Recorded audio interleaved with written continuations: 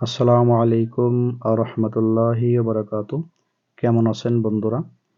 আশা করি সকলে ভালো আছেন। আমি আজকে ভিডিওটা করলাম একটা শিক্ষণীয় বিষয় আপনাদেরকে বলার জন্য।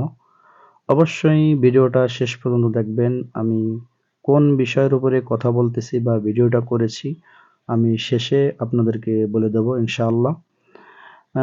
এটা হচ্ছে যশোর এবং নড়াইল যাওয়ার হাইওয়ে, অর্থাৎ এই রোডে ঢাকায় যাওয়া হয়। নড়াইল জেলার শুরু এবং যশোর জেলার শেষ একটা স্থানে এখানে 4 লেন একটা সেতু আছে। সেতুর পাশেই ফাঁকা মাঠের ভিতরে একটা জায়গা হয়েছে, সেখানে কিছু দোকান, কিছু হোটেল, এরকম কিছু পেয়ারার দোকান। তো আমি গত কয়েকদিন আগে গিয়েছিলাম, এখান থেকে পেয়ারা মাখানো খেয়েছিলাম। খুবই সুস্বাদু, খুবই ভালো মানের পেয়ারা মাখিয়ে দেয় ভাই, খুব মজা পেয়েছিলাম।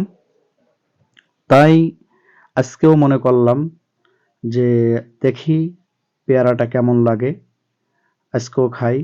এজন্য আমরা 3 জন ছিলাম, তা 2টা পেয়ারার অর্ডার করলাম।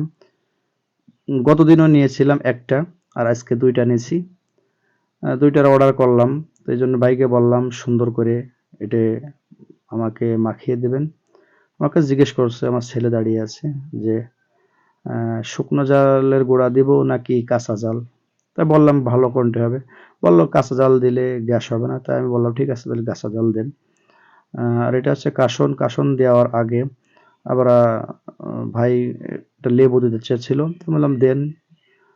লেবু লেবু 1 চিল লেবু দিবে এর মধ্যে, পেয়ারার মধ্যে লেবু দিলে নাকি ভালো লাগে। তারপর 1 চিল লেবু দিল।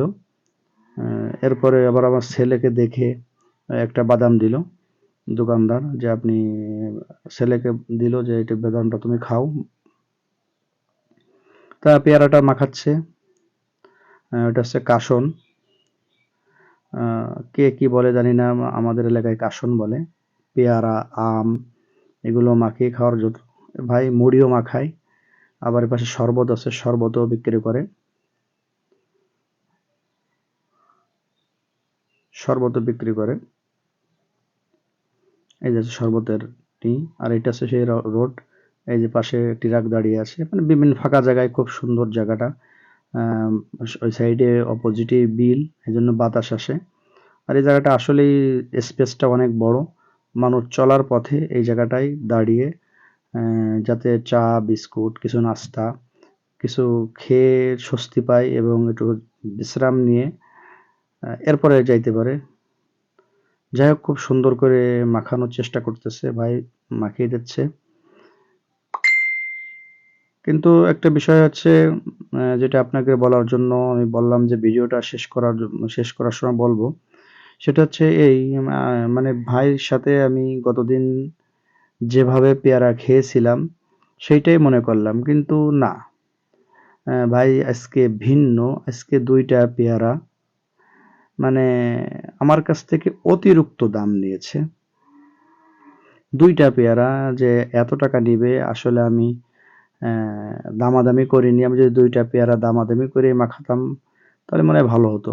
কিন্তু এই ভুলটা আপনারা বাইরে যেখানেই যান অবশ্যই সেই জায়গায় কোনো কিছু খাওয়ার আগে অবশ্যই দাম জিজ্ঞাসা করবেন, এবং সঠিক দাম আগের থেকে খাওয়ার আগেই মিটিয়ে নিয়ে এরপরে আপনি খাবেন।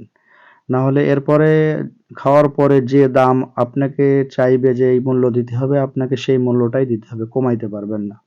যাই হোক ভাই আমার কাছে যে টাকা চেয়েছে আমি সেই টাকাটাই দিয়েছি, কিন্তু অনেকটাই আমি লস করেছি। এই ভুলটা আপনারা কেউ করবেন না। ভালো থাকেন, সুস্থ থাকেন, ভিডিওটা শেয়ার করবেন, লাইক কমেন্ট করবেন। আসসালামু আলাইকুম ওয়া রাহমাতুল্লাহ।